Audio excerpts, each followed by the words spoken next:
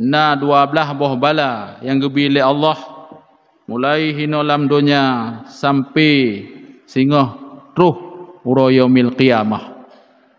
Adapun orang yang menyia-nyiakan salat yang hana gepubut semayang sama sekali, atau na luhuna asana mughribtan,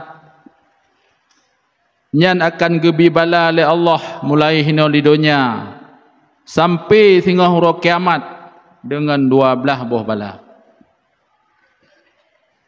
Yang pertama, bala yang gebi hino di dunia kepada orang-orang yang meninggalkan salat, bahkan kan ke orang nyan menteng, terhadap orang-orang di sekelilingnya juga akan gebi bala oleh Allah, yaitu dengan gecabut keberkahan daripada usahanya dan rezekinya.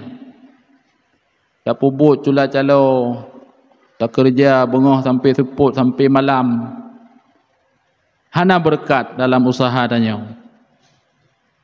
Bahkan hana tinggal siapa, yang nak tinggal si semayang.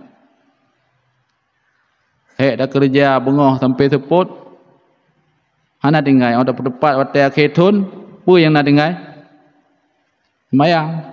Lain, yang nak tedang macam, pu tedang, hutang. Nyan kan karena salah populannya, salah populan je. Kan karena hana butui presiden baik pertimang nanggro. Kan karena salah para ekonom yang hana dipudip ekonomi dia. Tetapi itu adalah kesalahan kita sendiri. Apa salah dia? Nyan ke getanyo suka menyia-nyiakan salat.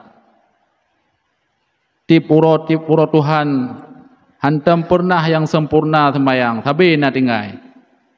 Kadang-kadang uronyo tinggal subuh, singoh katinggal lehu, hantam sempurna. Maka gubi udip danyo dalam keadaan melarat, yang pengna hartana tapi hana berkat, dalam keadaan susah. Yang hartana rezekina gebi oleh Allah tapi dalam keadaan selalu tidak tercukupi. Itu adalah akibat daripada kitanya sering mengabaikan solat.